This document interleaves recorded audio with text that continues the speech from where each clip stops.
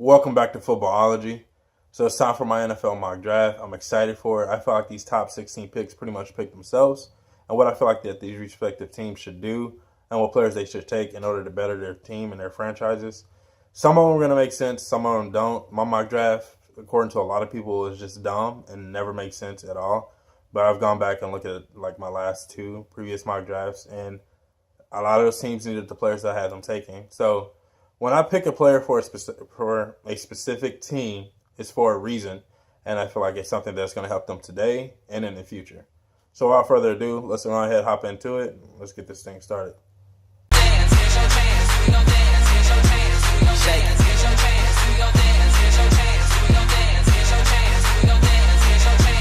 Drop down and shake it, shake. Drop down and shake it, shake. Drop down and shake it, shake. Drop down and shake it. Drop down and shake it, shake.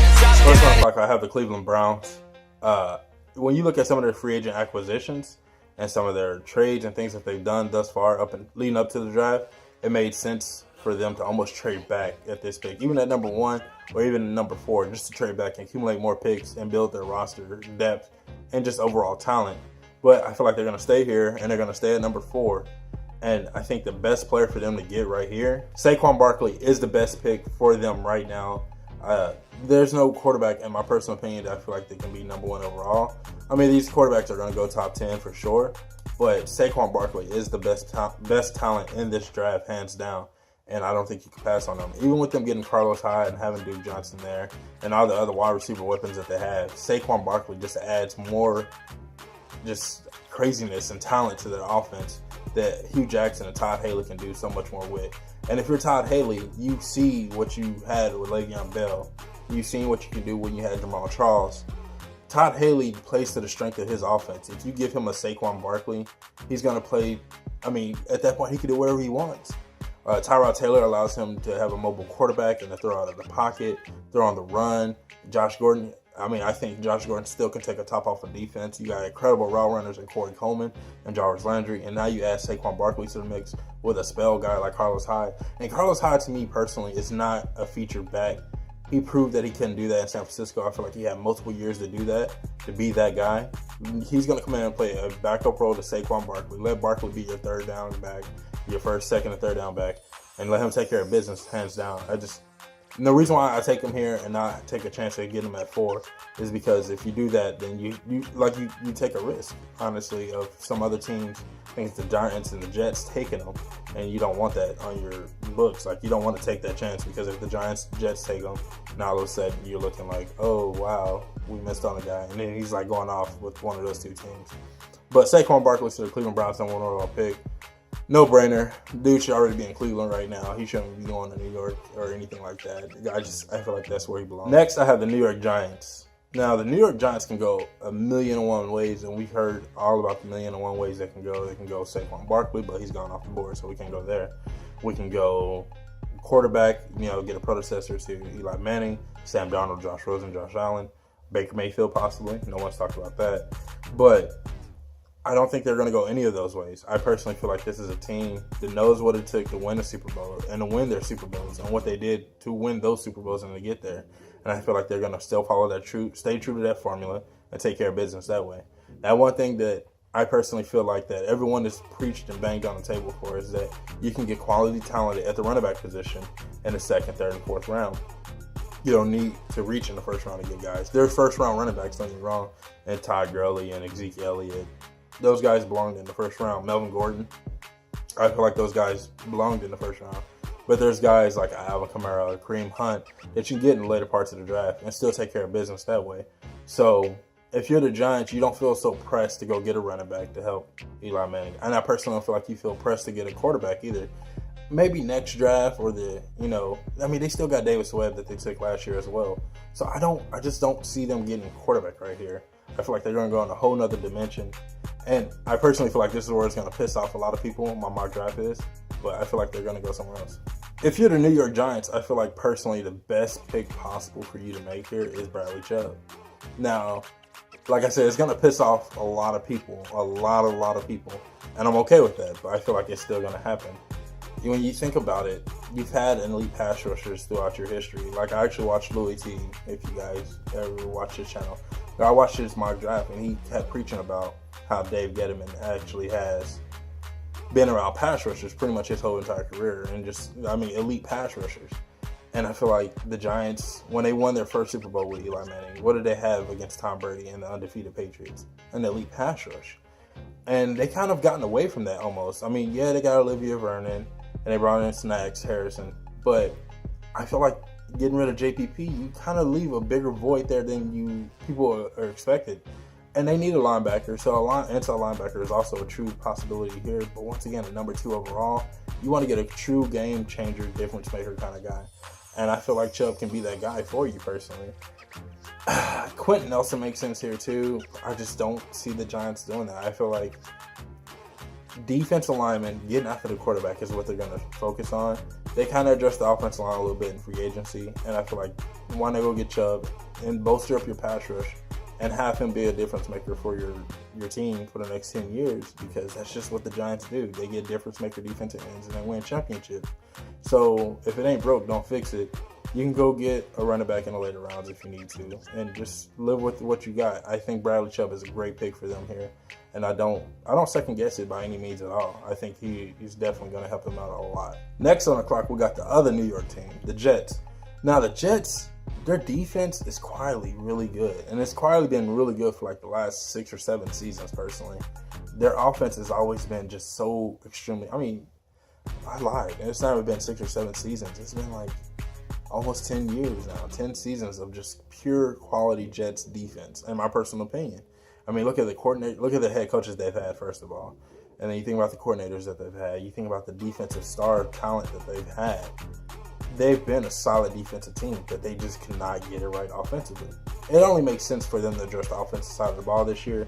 They got Jamal Adams last year, who was a complete stud for them at the safety position. And I feel like you have to address them. I mean, this team only has one glaring need in my mind, and it's too easy. If you're the Jets, the draft has gone perfectly the way you hoped it would, and you're going to get Sam Darnold. Sam Darnold makes the most sense here. He allows you to come in. He allows you to take care of business and put some respect on that Jets offense. That person I feel like has not been respected in a long time. And I feel like he's a guy that if you take number 3 overall, you're obligated to start him, or at least consider him at the starting position. And it just makes no-brainer at this point. Like literally, it's just a no-brainer if you're the Jets. You need an offensive talent. You need an offensive star. You need something to draw the crowd back in, because you've had a stellar defense for the last 10 years. But you need that offensive power, and I feel like Sam Darnold gives that to you.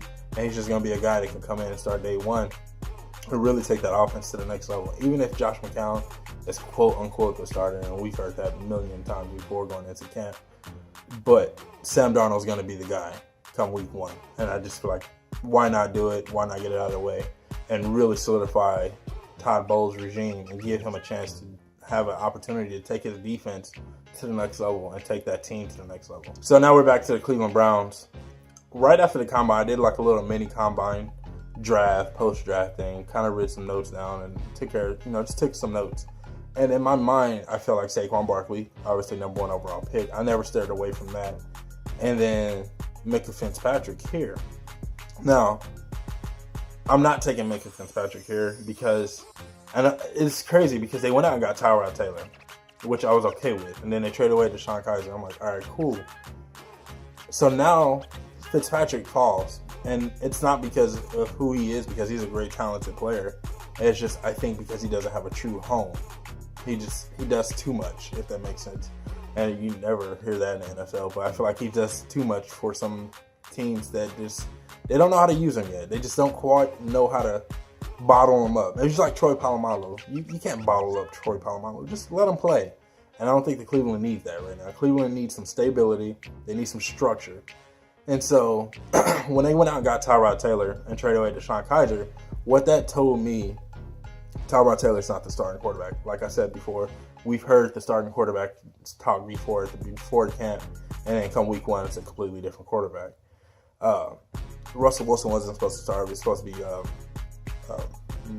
Matt McGloin, I want to say, or somebody like that. I forget who it was in Seattle. But Russell Wilson played lights out in preseason and wound up starting week 1. Same thing with Carson Wentz and Sam Bradford, and we see how that worked out.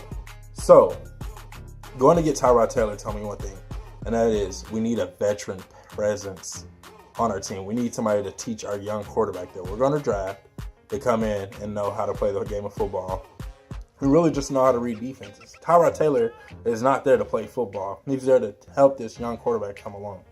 And that quarterback will be Josh Allen. I feel like he is the best quarterback in this draft personally.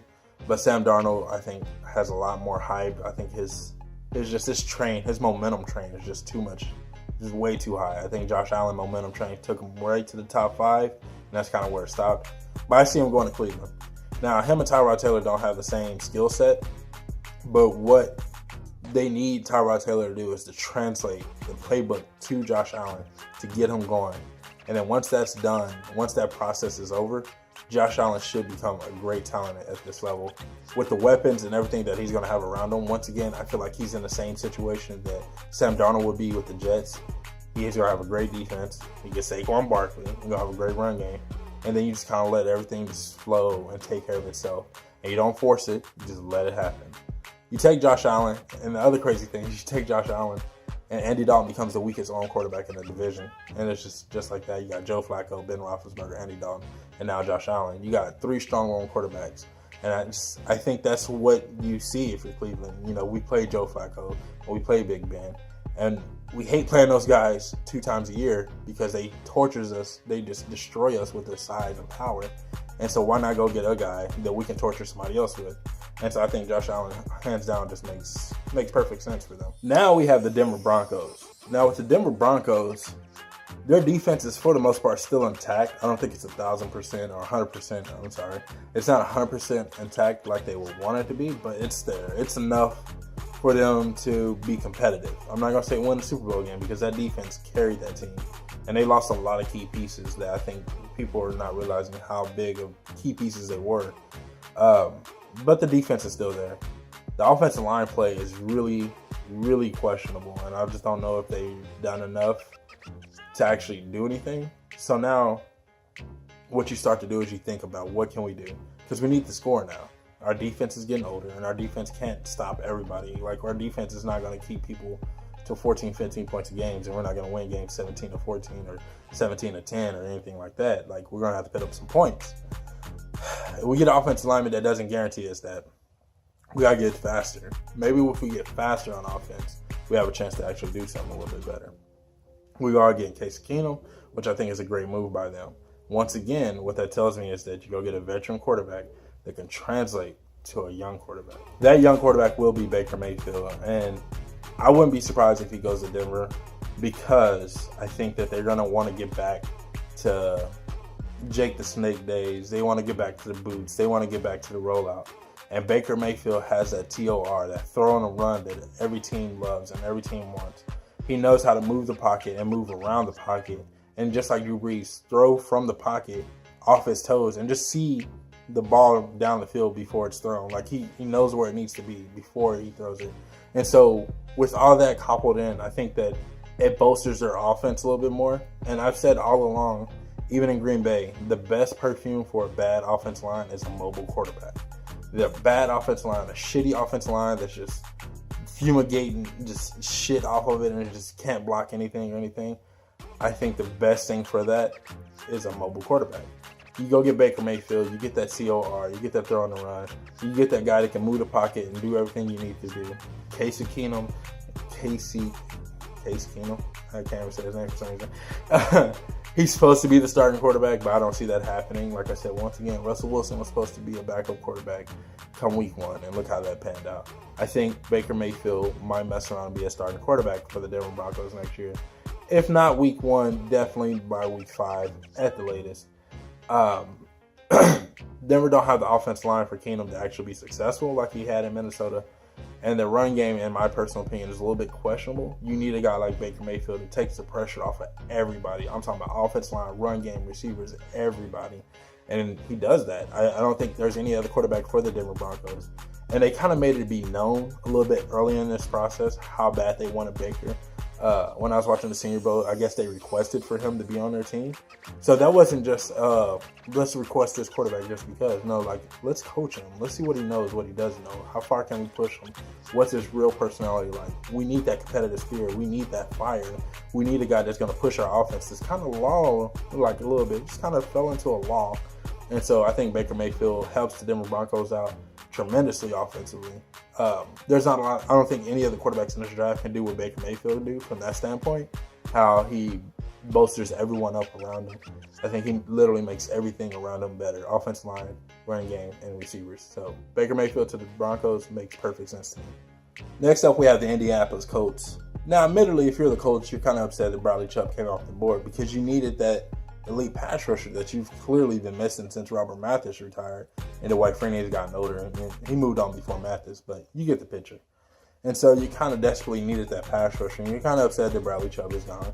But, oh well, I think that if you're the Indianapolis Colts, this pick isn't a no-brainer as well. Like I said, these first couple of picks kind of pick themselves. This pick makes perfect sense for the Indianapolis Colts. Quenton Nelson, I think, is hands down no-brainer pick. Even if Bradley Chubb was still on the board, Quenton Nelson makes the most sense for the Indianapolis Colts.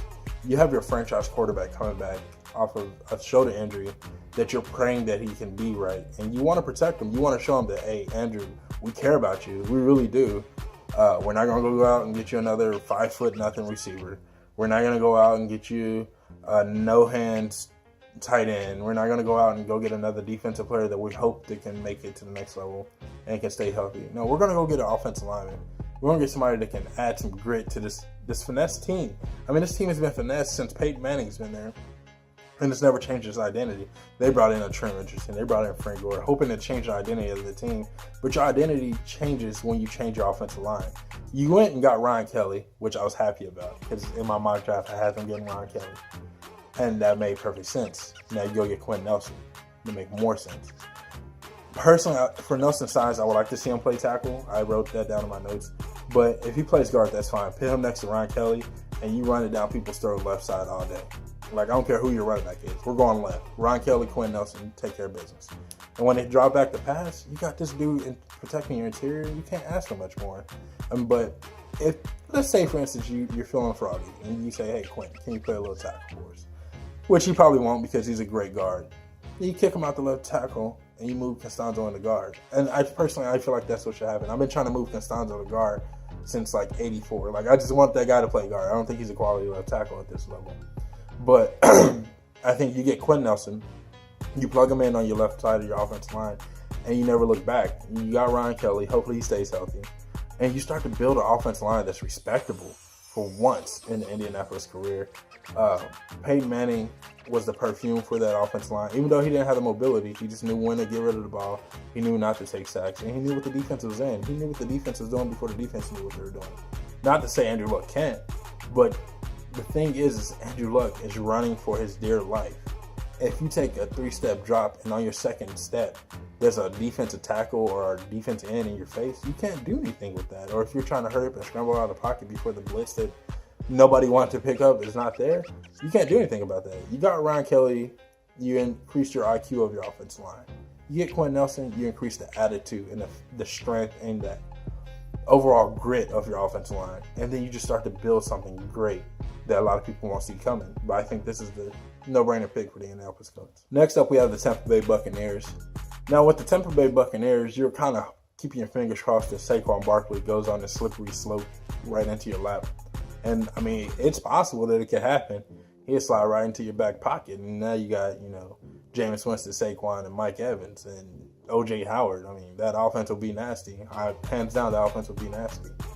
But realistically, I think if you're the Tampa Bay Buccaneers, the flaw is not your offense anymore. You've done a lot to address your offense over the last couple of years.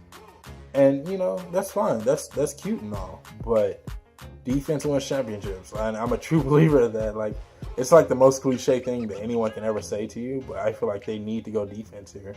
I play a lot of NFL Madden. I love Madden a lot. I play religiously almost. And you go look at their corners and their D-back depth and their D-back talent level. They got Vernon Hargreaves. He's solid. I'm a big fan of his. He's really good. He's a really great corner. But I think he lacks size. you don't have guys that can match up against, I personally feel like Michael Thomas, Devin Funchess, Julio Jones, guys that you see on the reg, like guys you're going to see a lot and a lot of. Like, you need somebody that can match up with those guys, and I feel like that's who you get here. And that defensive player, for me personally, is Denzel Ward. I think that they need a guy that I feel like he could match up with Julio Jones with his speed and his athleticism. He can match up with Michael Thomas because of his length and his speed. And it's just, he's that guy that I feel like it can be a shutdown corner almost. Not quite. Like, that term doesn't get thrown around loosely around me now. But I feel like he can do that for the Tampa Bay Buccaneers and give them a defense that they can start to be proud of, especially in the secondary. It's not their front seven. Their front seven is definitely quality. There's high-end quality front seven play.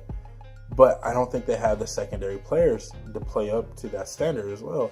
Like, you look at the Philadelphia Eagles, their secondary play was average to below average, but their front seven play was excellent off the charts. And I feel like Tampa Bay has good to almost excellent front seven play, but their secondary play is well below average. And I think they need a guy like Denzel Ward to kind of bolster that. And you take pressure off of guys like Brent Grimes and Vernon Hargraves, and you just get another corner, get another D-back out there. I feel like they can make plays and get turnovers and get it back to that elite offense that you've been building. The Chicago Bears are on the clock now. Now, the Chicago Bears are following the formula, the Ben Roethlisberger effect. Once again, I keep referring back to that video because that was a quality video. But they're kind of following that formula, or they're kind of following the new age version of it. You get a young quarterback, you surround him with quality talent, and then you say, go out there and make plays. It worked for the Philadelphia Eagles. It worked for the Los Angeles Rams. I'm not sure it's going to work for the Bears because I'm just not sure if Trubisky has it. But with that being said, if you're the Bears and you feel true to what you've done this far, you have Jordan Howard, you have Tariq Cohen, you got Allen Robinson you just brought in, you got Trey Burton from the Philadelphia Eagles, which I think he's not quite a tight end, but he's that Jordan Reed kind of wide receiver tight end guy that just creates mismatches for you. Excuse me. But you've done a lot offensively this free agency. So that tells me that defensively is where you're trying to address this draft. Now you got Leonard Floyd coming off the edge. I think he's a really quality linebacker. I think if he stays healthy, you're solid there. I think you brought back Kyle Fuller on a tag, I want to say. I'm not 1,000% there, but I feel pretty comfortable saying that. I think the biggest thing that they need to address is they need to get back to Bear football. I think they need to kind of start to bear up their defense a little bit.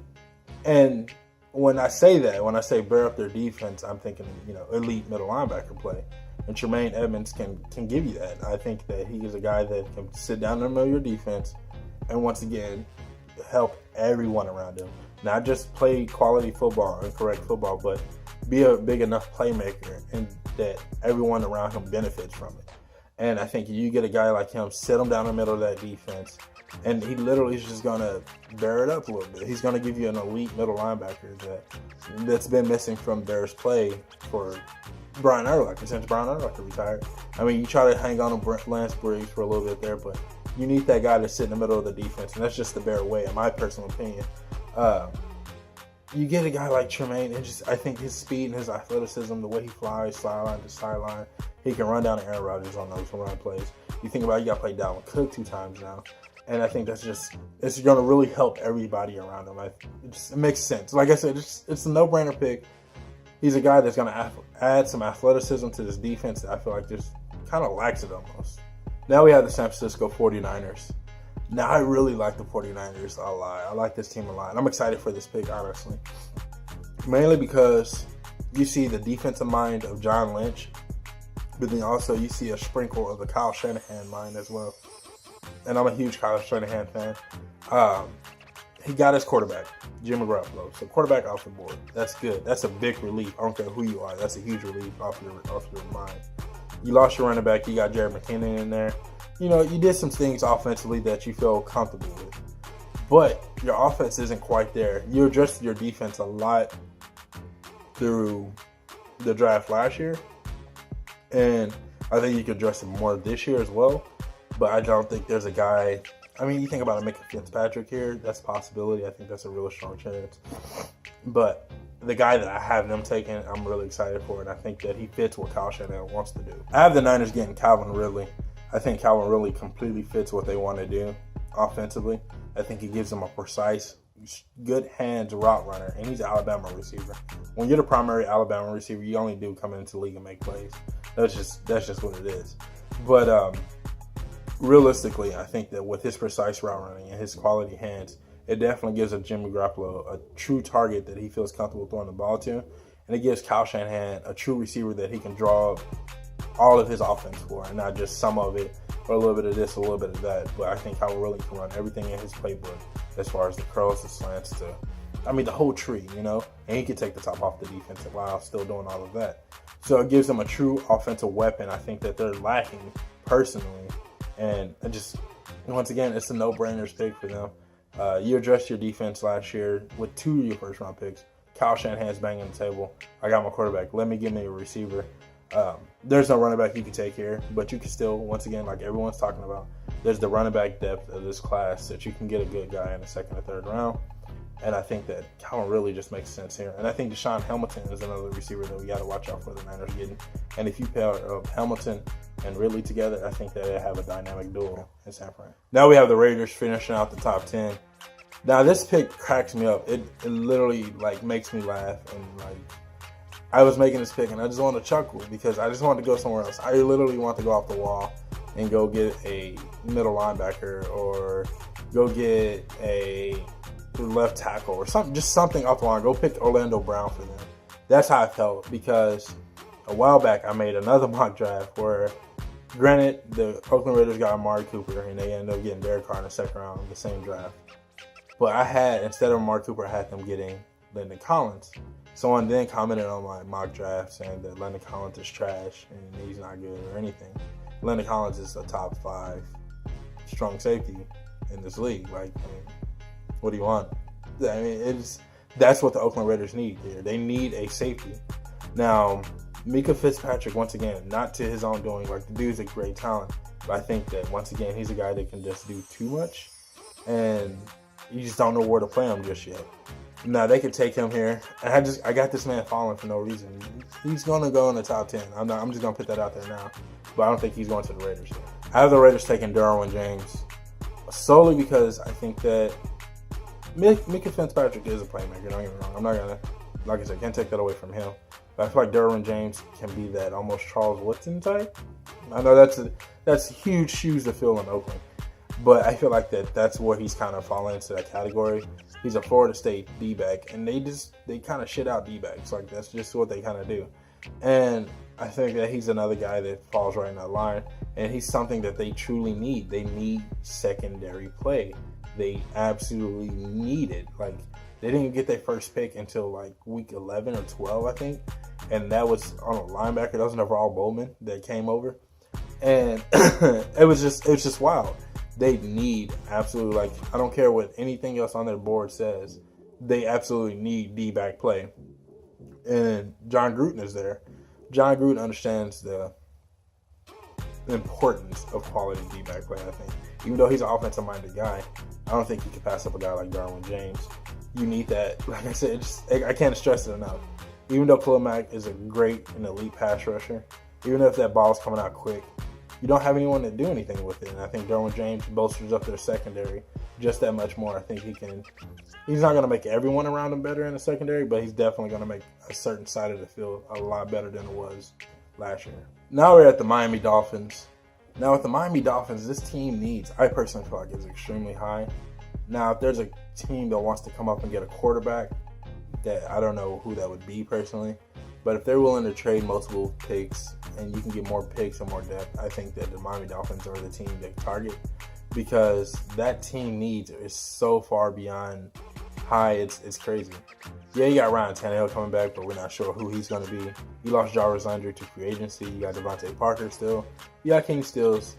All right, your defense is all right. Kenyon Drake, hopefully he can stay healthy. I'm a huge fan of Kenyon Drake. I think he's a beast. I did a video on him. The dude's nice.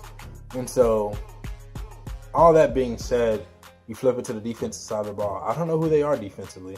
Yes, they get Raekwon McMillan back next year, and that's going to be hot. That's going to be awesome.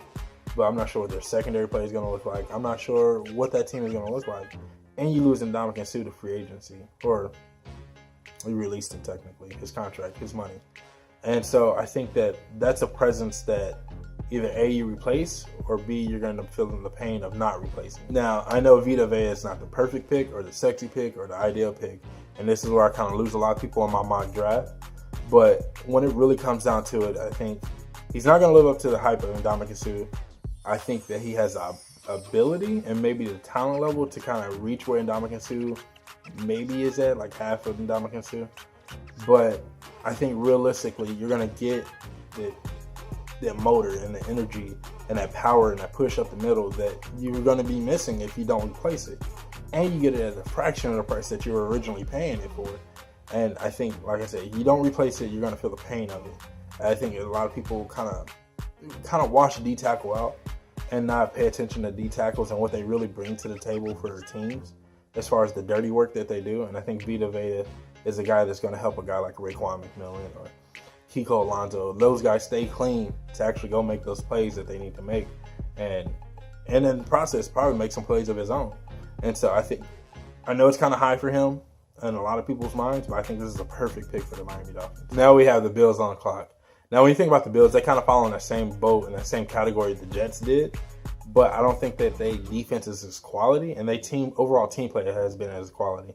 And you kind of need to do something if you're Buffalo. We just came off of a playoff loss where we couldn't do anything offensively. We got rid of our quarterback. We tried, I think it was Nathan Peterman, I want to say, and we tried that experiment, and that was a complete disaster. So you kind of almost at this point, you're obligated to go get a quarterback. You brought in Calvin Benjamin.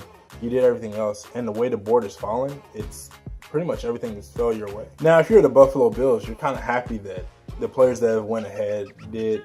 And I'm not sure if the Buffalo Bills are really even feeling Josh Rosen. I'm not sure if they want Josh Allen or anything like that. But I think Josh Rosen is a good quarterback for them. I think he's a solid quarterback. I don't think he's going to make as many mistakes as like a Josh Allen would. He's going to be safer, a little bit more careful with the ball, but you need that true quarterback play. And once again, if you're the Buffalo Bills, you're obligated to do it. You got 2 first-round picks. You could spend one on a quarterback this high and feel comfortable with yourself and at least sleep at night, knowing that we tried to fix our quarterback position because it needs fixing, hands down. LaShawn McCoy's not getting any younger, and that's something that you got to take into consideration as well. But I'm not sure if there's a running back you take this high either. And you kind of came up this far to kind of say, all right, we need something, and this is what you need it's Josh Rosen. I'm not sure if they're in love with him. I got that sense with the Denver Broncos and the Baker Mayfield thing. Josh Allen, that makes sense. That whole story makes sense. And Sam Darnold is just the best quarterback available.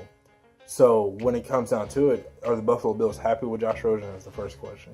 The second question is, I think, can he be a true NFL starter for us? Because that's always been a question of him coming into the league is, can he do that? Can he play football? Does he want to play football?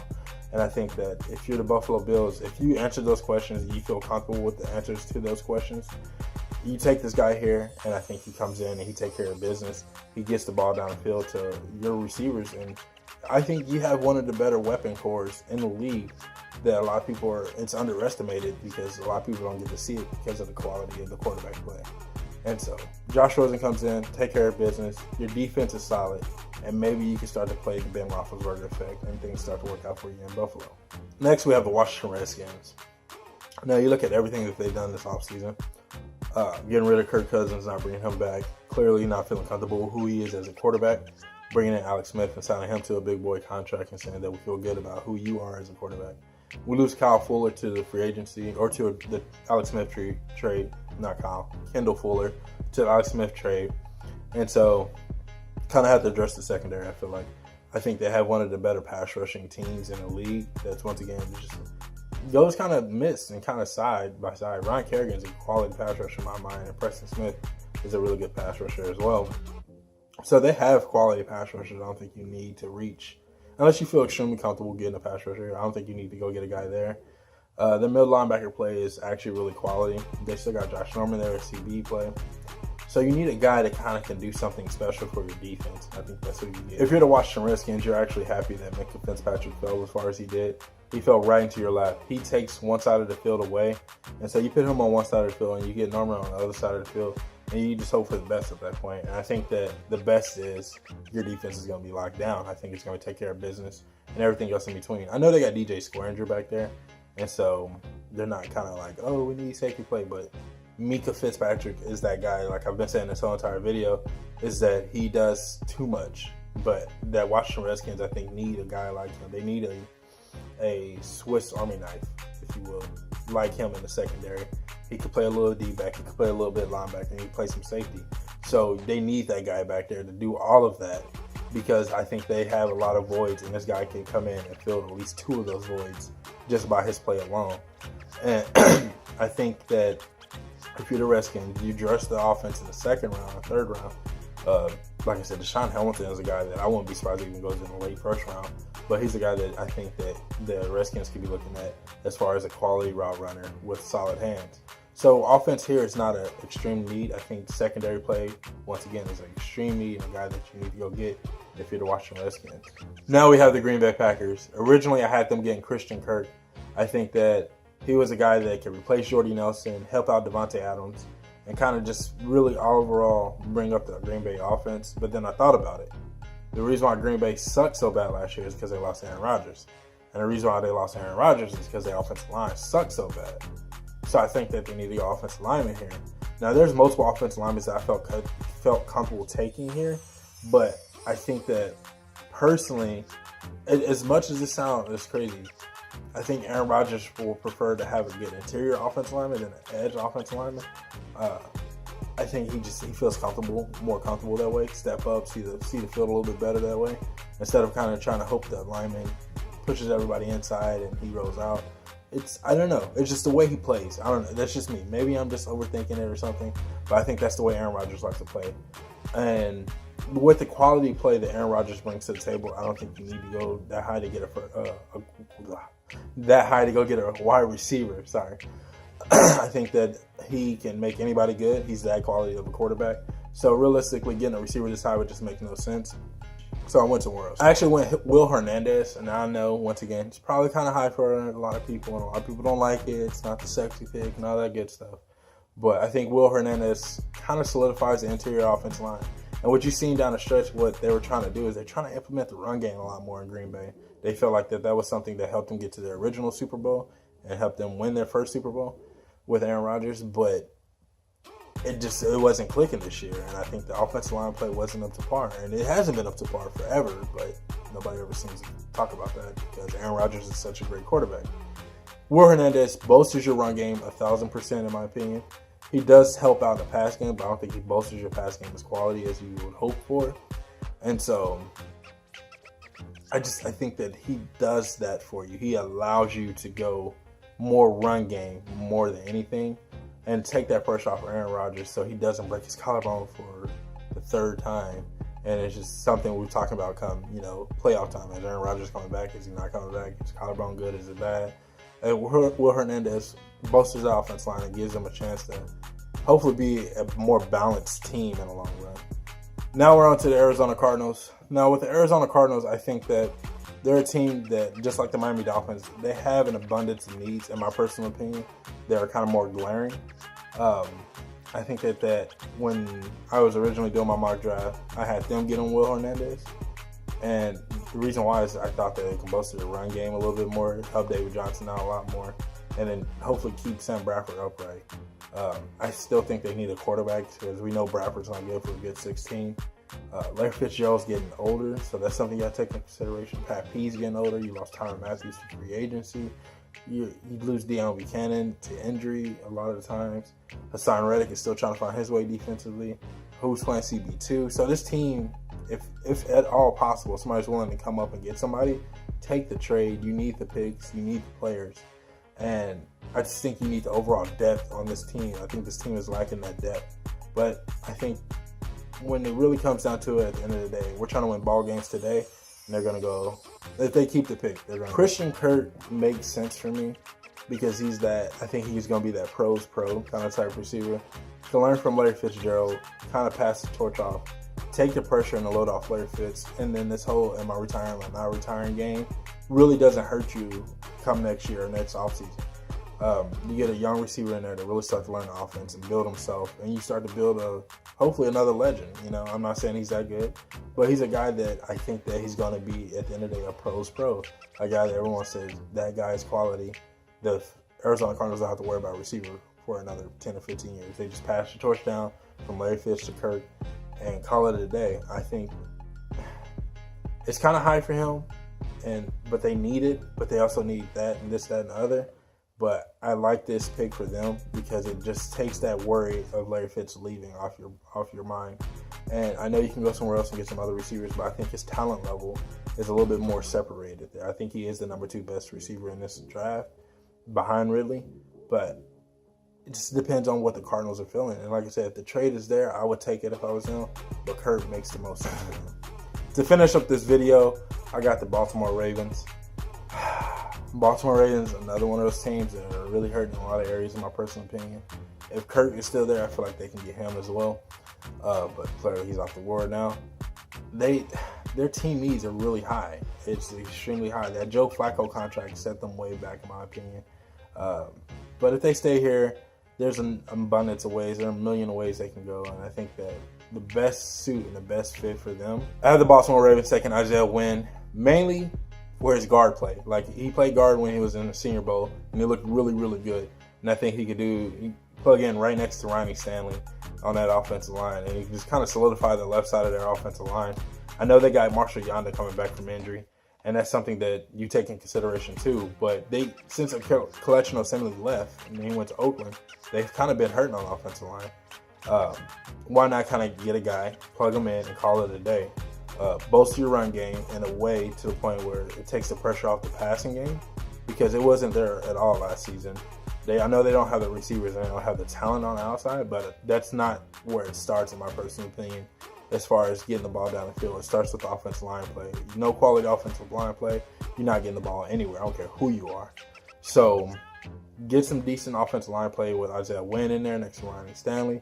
Get Yanda back, and maybe Joe Flacco can start to get back to his Super Bowl way. Well, that's all I have for you guys in this video, 1 through 16. I really hope you guys enjoyed this mock draft, or this part of it. It's April the 23rd, Monday. The draft is 3 days away, so I'm going to try to crank out 17 to 32 real quick. And I hope you guys enjoyed this one. I really do. And let me know what you think in the comment section below. What your team picked. Would you pick that if you're your team? Is that too high for that guy? Whatever. I like to hear it all, and I will reply to any comment that's made. And go back and look at some of my old mock drafts and tell me what you think about them now versus then. I always like to do that. I always like to compare my stuff just to see where I'm at and see where my thinking is and if my thinking was on track with the teams. Go and subscribe to the YouTube channel today. Become a footballologist and stay safe, football fans. See you soon.